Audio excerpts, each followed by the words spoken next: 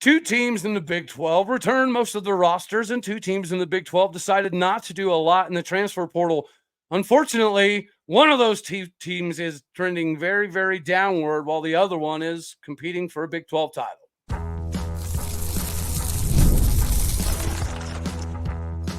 You are Locked On Oklahoma State, your daily podcast on the Oklahoma State Cowboys, part of the Locked On Podcast Network, your team every day.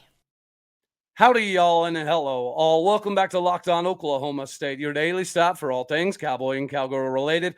My name is Cody Stovall. I want to thank you kindly for stopping by to make this your first listen. We're available on all of your podcasting platforms, visually as well on YouTube. Find me personally on X at AllDayOState. Today, we're partially brought to you by FanDuel. Make every moment matter more, especially right now where you can place a $5 bet and get started with $200 back in bonus bets guaranteed. Make sure that you visit FanDuel.com to get started today. Meanwhile, we get started in the conversation of Oklahoma State versus BYU. But you guys hear me go on and on enough, so it's a lot of fun. I read in the comments when we have a guest on the show. So I'm going to bring in another guest today to help us break down how has BYU gone from a 5-win ball club that did not really do much in the portal to now a team that's not only competing for the Big 12 title, but looks like they're the odds-on favorite to get into Arlington and win it. Everybody, welcome back. The old Big 12 Mafia Monday, the king of everything in Utah. Nathan, Bomber, Brown, how are we feeling, my guy? I'm doing good. How are you doing, Cody? You know, I'm doing all right, man. I appreciate you coming on with the battle scars to prove that you can fight sharks and get through a tumultuous football season. Right. All in one. And yes, there are a lot of sharks in Utah, for those who did not know. Absolutely. All right, buddy. Break it down for us in Cowboy country. I was at the BYU game last year, basically a tale of two halves. Well, This meeting between Mike Gundy and Kalani Sitake is seemingly a tale of two entirely different trajectories, maybe not as a coach, but as the season progresses. How did BYU go from a 5-win ball club to a team that is probably going to win the Big 12 title as long as something doesn't get too crazy? How? I would have to say it's culture. It has to be the one thing that separates everything, because coming in last year was a grind, and it was definitely a problem not having the depth that is required to compete in a P4 conference. And, losing to Oklahoma and Oklahoma State were brutal losses. Both games BYU could have won, maybe should have won. Right. And going into the offseason, everybody picked them, 13th, 14th? In a 16-team league, and there was reasons for that, right? And there was questions at quarterback. There was questions on the offensive line that was historically poor last year. But there were also signs that were trending upward, and those were basically all around the skill positions, outside of the quarterback position, and the defense, which it's gone from win to win, strength to strength. Right now, Jay Hill has to be the front runner for assistant coach of the year. If that's such an award, he should be in that list to win it. He turned around a program that 2 years ago played well against a G5 schedule for the most part, and now is competing at an extremely high P4 level. And I don't think as the defense goes, this team is going to go. And I think it isn't like the Baltimore Ravens. I've compared Jake Retzloff, the quarterback for BYU, to the Baltimore Ravens quarterback, and I just lost his name for a second. Lamar? No, the one that when they won the Super Bowl. Trent Dilfer. Trent Dilfer, thank you, who's now a coach somewhere. Obviously a ball control guy, right? Didn't turn the ball over, these things. This team's a lot different. Not only skill position players better, but I think it's a team concept for the defense.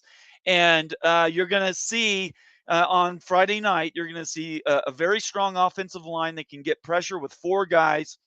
Don't have to blitz very often, but does often blitz if they need to sort of mess up the tempo. And then the back end, the defensive backs are all ball hawks. And that's how you can turn games into maybe one possession into 2-3 possession wins. Oh, I think you're absolutely right. And it's kind of ironic, right? You mentioned culture, right? These are two teams that, again, return most of their rosters. They returned most of their depth chart. They didn't get crazy in the transfer portal. They didn't have people leave, nor necessarily a lot of people jump in. Although I would be remiss if I didn't mention that we are still kind of upset that Caleb Etienne is not going to be on the right sidelines this daggone weekend. He's number one on the BYU offensive line, and I think he's number one in offensive tackles this year. He went from worst to first in one season. What does that tell you about coaching changes on the offensive line and defensive line? Just crazy. Yeah, I actually just saw a metric earlier. He's number one in the Big 12 of all offensive linemen in PFF grades, and he might have been the top in the country. He was one of the tops in the country. But you talk about the culture, and Cowboy culture has been something that has allowed us to be a consistent 8-10 win ball club for the better part of the last 15 to 20 years. But, we've had some issues, 2020, 2022, that you seem to pop up and cause some, issues with the culture. And we thought we resolved all of it last season, but I'm wondering now, man, if maybe we don't have something wrong in that department, because you are right. When you return all of these guys and the product goes backwards, somebody has to be held accountable. Somebody has to answer for that. And as you mentioned, you had an assistant coach that you brought in that has done wonders for this team in just a short amount of time. Again, you went from a 5-win ball club to an undefeated team that realistically is making it look, I don't want to say easy, but there's never really a whole lot of doubt. When BYU is winning these ball games, by and large, it's because they're clearly the better team. So outside of just the continuity that you guys have in the culture and what you've seen out of Jake Retzlaff, another big thing I want to kind of accentuate is you made an emphasis on depth and build depth from within. So before we get on to segment 2 here, maybe could you give us a peek into the mind of Kalani Sitake and why he wasn't aggressive in the portal? Do you think it was I'm just going to, Dabo Sweeney this thing up and try to make it work? Or do you think that he clearly saw we have everything we need? We just got to kind of turn it into the right thing. Is it more of the former or the latter? What do you think? I think it's a little of both. At the end of the day, Kalani's not averse to bringing in portal guys. And I think as the NIL gets built up for football, the basketball NIL is incredibly powerful right now, but football is still being built. It takes time to get some of that money in there. At the end of the day, if there's somebody they can bring in that can make a difference, like Caleb Etienne, I think they'll do that. But BYU is one of the unique places in the country. They do things differently. And I think part of that, the culture has to start from within. Kalani knows that. He knows he needs guys for at least 2 years, if not 3, to really put them where they're going to be in a position to be successful. And that's kind of where we're at. To be honest, BYU's been growing. This is really the 3rd year in an uptick. That last independent year, they were sort of trending up, right? They were bringing in more athletic, more 4 and 3, certainly 3-star players. The middle year has been difficult. But when they joined the league, what I told everybody is this is going to be a 3 to 5 year climb. So if we back it up 1 year and say really that 2022 season was kind of like that first year, getting ready for the P4, I think that's where we're at. We're at the cusp of that year 3. Year 4 looks extremely good, depending on what coaches we lose. But the big difference between Oklahoma State and BYU, Oklahoma State is built exactly like Utah is. They're exactly the same. And the reason is because the coaches are peers. They're the same age, roughly. They've been around and done the exact same things for the last 2 decades. And the world of college football is different now. Kalani's been in a decade, and that's half the time. So he's been able to innovate a little bit more. He hasn't got tied to one player like it happened up at the U. At Utah, when you invest in one player, what does that do for your team mentality, right? And that's what BYU is a team. You're not going to see any stellar stats out of any one individual very often, but you're going to see team concepts, and that's what you're talking about with overall offense and defense. Yeah, it is crazy. Again, there's a mirroring effect between Oklahoma State and BYU. And you mentioned it, Utah, whenever you look at, how many coaches have been at the university for 12 years, 14 years, 17 years, 19 years. Oklahoma State and Utah are very similar. But as it pertains to the building it up, it is ironic that we do the same thing. Mike Gundy takes more of a Dabo Swinney approach. He has embraced the NIL and the transfer market era here recently, but by and large, it's about, building your roster up, and then every 3 years, that roster is going to be good enough to compete for a Big 12 title. Right. But building it up, that's the thing, is that's the building up. The crescendo was supposed to be this season. Yeah. And you mentioned NIL. I know you're not. Well, you said you weren't going to take any shots at Oklahoma State, but then you start talking about your NIL basketball budget being good. That's not fair. That is a shot. That is rude. And we heard it all around the country, Nathan. I'm sorry. Yeah. Well, we have some guys in Provo that we need to pay attention to. So let's get Bomber's take on who the midseason MVPs might be for BYU and some more guys that we do need to pay attention to. But before we do that, I have to remind the fine folks out here that if you want to watch Garret Rangel do the daggone thing in Provo, Utah, shock the world, shock the Big 12 nation, and get the dub, then maybe you should begin with an investment in him with Roy. Roy is the app that is changing the game in NIL for virtually anybody. And, this week we're going to highlight Garret Rangel because he should get his opportunity with a full week and a half running with the ones to see what he can do out on the football field in Provo, Utah. I know the weather is going to be a little bit of a difficulty, but dagnabbit Cowboy fans, so far, we've been able to pull over $10,000 to support players on Roy. Micro deposits lead to massive changes. With the Roy app, you can directly support the athletes that you want to, ensuring that all the funds go specifically to that player. Unlike collectives where you don't know exactly where your money is going. The best part is it's risk-free. If the athlete transfers or he doesn't deliver the content, you get the money back. This week, I'm supporting Garret Rangel. I've already pitched in a little bit. I'd love for you guys to join me. Even $10 makes a difference. Let's show Garret the love of Cowboy country and keep him connected to our school. Remember, pay today, celebrate tomorrow. Your support sets your team up for future success and the individual athlete that you want to get rocking and rolling with.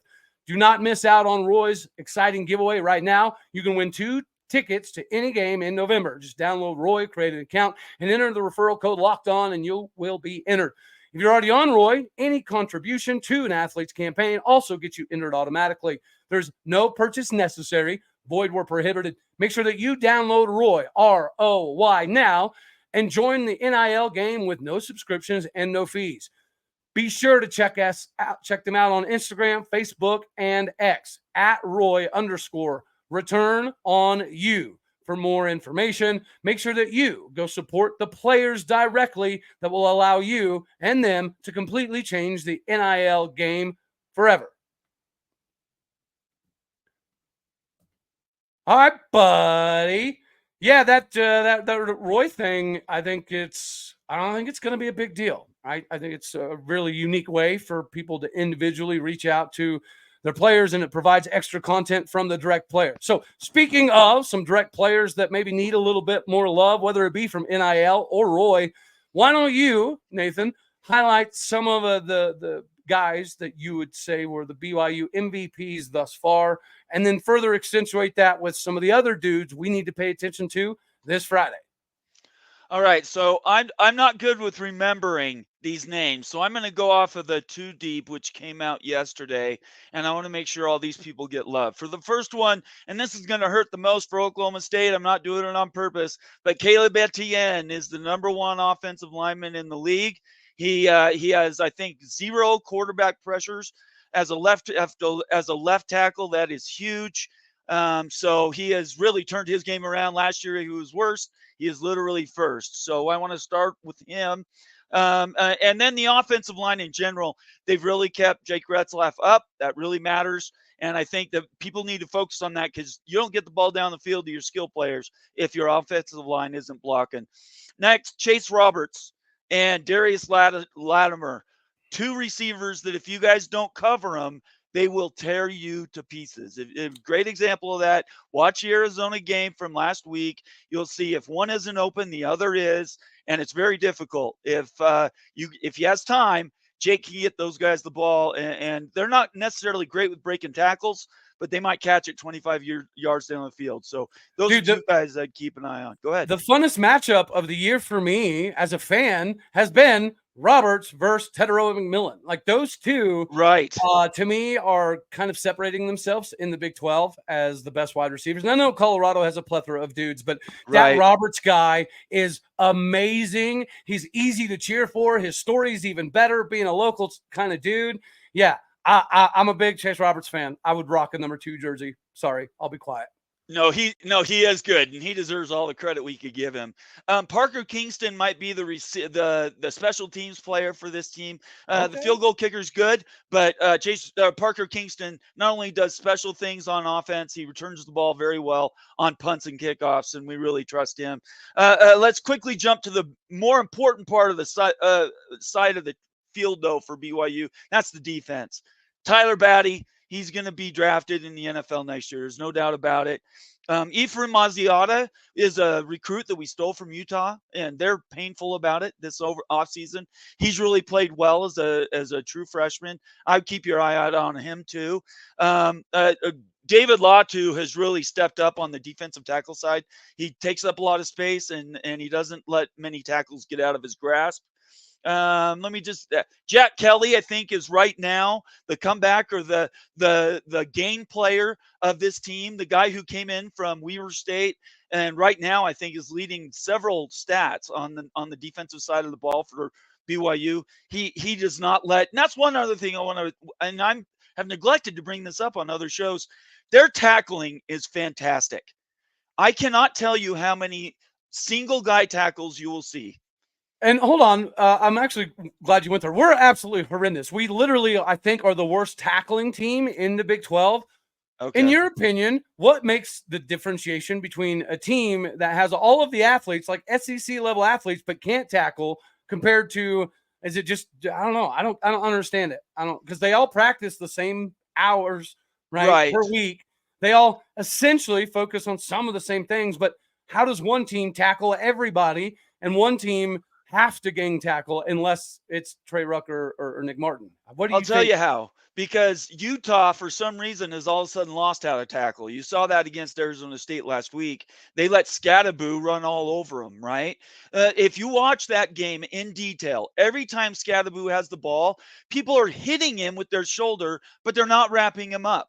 What BYU has come in, and obviously the reason wrap-ups have sort of gone the way of the dodo is because you have to keep your head out of the tackle. You can't spear. You can't be using the crown of your helmet. So they're saying taking arms out of that will help. Well, it also leads to a lot of broken tackles. And I think that's what we're looking at. Colorado has the same itis. They cannot seem to wrap people up. They will run into them, hit them extremely hard. And a guy like Scadaboo, low center of gravity, very has a lot of agility, will bounce right out of that and go down for another 15, 20 yards. Bro, Scadaboo, you have to admit, Scadaboo is built different, right? If Christian McCaffrey and Mike Allstott had a baby, he would be the running back at Arizona State. Yeah, and don't get me wrong, I'm not saying he's not a good running back. That's not my point. My point is if Utah would have wrapped him up on that last run that basically iced the game, he's down for a 1 or 2 yard game. That's at the end of the day, it comes down to 3 guys who didn't use any of their arms to tackle. They just ran into him, hoping he would fall down. So I don't know what Jay Hill's doing. I don't know how he's doing his technique, but he has taught these guys 2 years ago who could not tackle. It was taking 2, 3, 4 guys to tackle every play. Now I can't even tell you how many single tackles you'll see, and you'll see it on Friday night. Well, hopefully I don't see too much of it. Well, I hope you do. One other thing. Can I say two other things really quick on the defense? Yeah. Sorry. Harrison Taggart is fantastic. Just number 11. Watch for him on defense. He does everything. Isaiah Glasker is a freak. He will remind you of a 6'4", 180-inch arm strength. I mean, he is amazing. Wherever he goes, his reach is incredible. You want to say something? Well, that guy, so you and I were talking, me and Jacob kind of talked about this as well. It is crazy when you look at the Big 12 statistics. That dude does pop up, that guy. But outside of him, it's not really individually when it comes to tackles or sacks or tackles for loss, or there's not an individual BYU guy in the top 15, top 20 quite often. So, but this concept of you guys playing as a team, tackling as a team, winning as a team, again, I think it does revert back to some of the culture. Go ahead. And Kalani's built that for 10 years. All he needed were the keys to unlock these skills with the right coaches.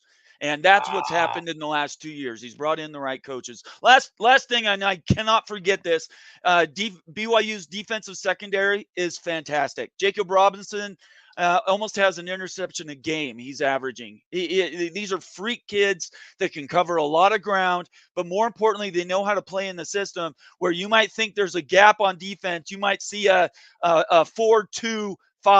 You might think, wow, that's really corner nickel heavy. All of a sudden, that'll turn into 3 linebackers and an offensive lineman will float into coverage. Freaky good defenses that at any moment you could have somebody punching the ball out or making an interception. So that's great. Your defense looks like ours was supposed to look like. And that's what I anticipated from Oklahoma State. Yeah. Yep. This has been the most let down of a season. I can recall, like, things were different when I was growing up, because growing up winning 7 games was good. I remember. Yes. Like, that was the creme de la creme. Winning 10 was never even a conversation. Like, it never even happened. Yeah. And so, unfortunately, Mike Gundy's got us to this level now where we expect 8 to 10 win seasons every single year. Yes. So, but we've won 12 games and 11 games and 10 games without 20 returning starters, without 90% of the roster returning. And again, it was from a 10-win ball club that played for a Big 12 title. Like, this is just absolutely maddening to watch. And I will say, I am excited for Garret Rangel. I'm if he doesn't get his opportunity, there ought to be a mutiny in Stillwater, America. But even if he does, I will admit, we don't know how to run the ball. Right. And apparently we're keeping everything status quo with our offensive line coaches and all that fun stuff. So that's not really encouraging. And the weather's going to be bad. That's not encouraging. And you guys are number 1 in the Big 12 in interceptions. Dude, there's a lot of things that stack up against us. But there's one thing that doesn't stack up against us, and that is the pressure. The pressure that we don't have because we're completely out of the Big 12 title race. It makes this game a little bit more precarious for Cougar Nation, I would imagine. So we'll hit that. But before we do that, I do have to also remind the fine folks out here, it's money-making season, or at least it could be for you. You get rocked and rolling today with FanDuel. It's time to make us the money, honey, because it's been a rough year financially, especially for this guy. I've been hemorrhaging my bets on Oklahoma State. Maybe we switch it up. Maybe we throw some money down on the BYU Cougs. But regardless of what you are going to do, take this opportunity to get fired up. And NFL gives us a lot of reasons to be fired up, especially if you're for a Cowboy, with the former Cowboys out there doing it. When you get that tingling sensation, right, you can feel it in your loins in the middle of a game, that something big is about to happen. You can now check out the latest stats, view live play-by-play, and so much more from the same exact page where you start placing your bets from. You, today, can get started with $200 back in bonus bets guaranteed when you place your first $5 bet. Again, that is $200 back in bonus bets guaranteed when you place your first $5 bet. Download the FanDuel app today. Go to FanDuel.com and look at the odds for you to hammer the over on the Cowboys or the BYU Cougs this weekend. Get squared away today. Go to FanDuel.com for the latest opportunities. All right, so there might be some opportunities this Friday, and I will say for Cougar Nation, it's not likely going to be the same cast of characters. We've got a couple of little minor injuries, so you should see Garret Rangel out there. You should also see a decent amount of Talon Shetron. He's a wide receiver that has been catching fire as of recently because partially he has a very good connection with Garret Rangel.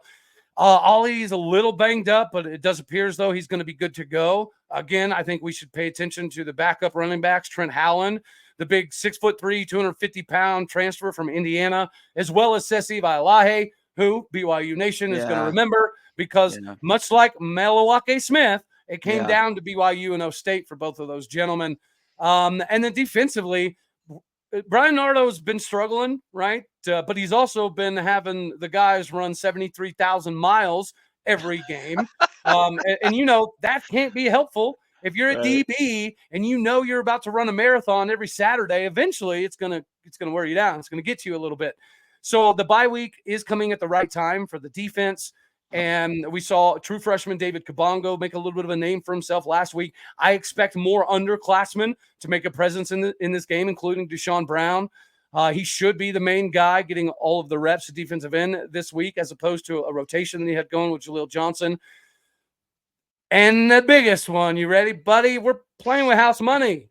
We should not beat BYU, especially with a backup quarterback and multiple backups in the game because of injuries and other issues that have popped up. This should be a runaway train for the BYU Cougs, but since the Big 12 is more bipolar than my XO Lighty, we don't know, man. We have no clue how this game's going to go. We have an idea of how it should go, but I have to admit, man, when you're the underdog and you have nothing to lose and you're playing with house money, you should, in theory, open the playbook, right? Fourth downs should mean nothing. Yes. Field goals, punts, have some fakes. Like if there's going to be a game where you put the team on their heels for things they cannot prepare for, it's got to be this one. Yeah, I'm fearful. Vegas has it at 9.5. I think that's a ridiculous number. I know they've covered every point spread they've had this year, but BYU as a home, I'm not. Look, historically, BYU has not done three things well recently. Historically, okay. We'll say the last 5 years. Well, no, last 10 years since Kalani took over. Hasn't liked day games. That's historically not been a thing. They're 2-0 this year. Do not do well against backup quarterbacks. Guys that nobody's ever seen before who have nothing to lose. You just described it, Cody. That one probably scares me the most is the fact that we don't know who the quarterback is.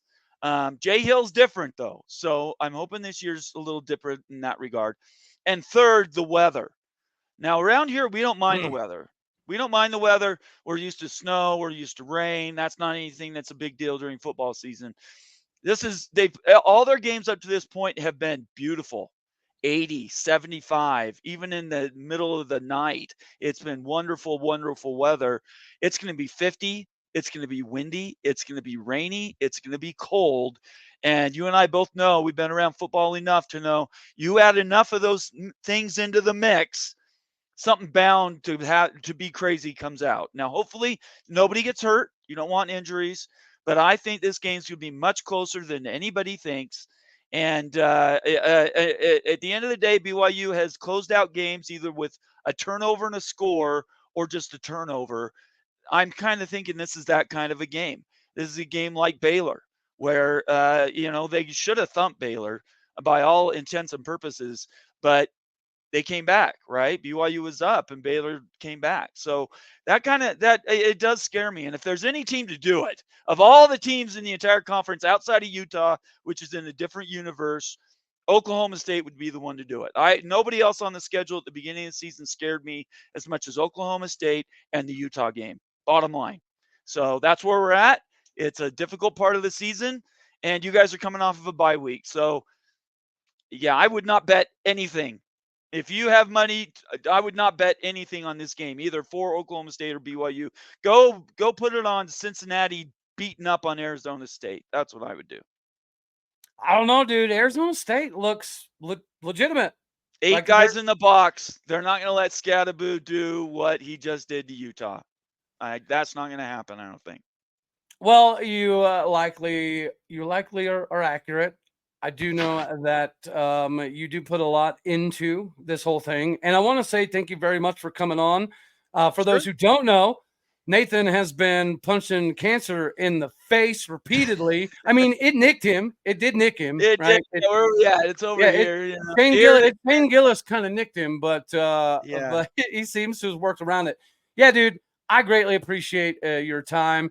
But before we skedaddle on off of here, why don't you let the fine folks out here know how they can find you, how they can track you down and see you are back at it now, right? You're released and okay, cool. Let the fine folks know how they can track you back down now from fighting those sharks and cancer and all that fun stuff? Absolutely. So there you are, underneath my name there in orange. You got Big 12 Mafia, College Football Mafia on Twitter. I go by my call signs Bomber, so I don't know if that helps you at all. We have a network. It's College Football Mafia Network. You can find us on YouTube. And boy, we just love doing what Cody's doing here, and we just don't do it as well or as organized as he does. So we have a lot of fun. We have shows Tuesday, Friday, Sunday, and Monday right now. Well, I don't know if you've been paying attention lately, but my show and Oklahoma State have been beefing to some degree, which is, I don't know, it's crazy. But you know what? As my dad always said, if you ain't got any haters, then you ain't doing nothing right. I agree with that. Can I ask you a question really quick? Yeah, hit me. I got to know, because I asked Wild Youth this too. In my mind, these two teams are exactly the same right now. I know Utah beat Oklahoma State, but neither team was really playing well. And both had seventh-year seniors that were quarterbacks that you were sort of built around to win. Yep. Tell me what has happened to these two programs at the exact same time. I don't know, but I do think that it's worth a case study. I think you could make the argument that perhaps Kyle Whittingham and Mike Gundy are both just maybe a little too set in their ways. That's my guess. Yeah, historically, they're both good coaches. They both recruit. Excellent. They both recruit adequately. They've both put themselves in positions to win conference titles and play for several conference titles.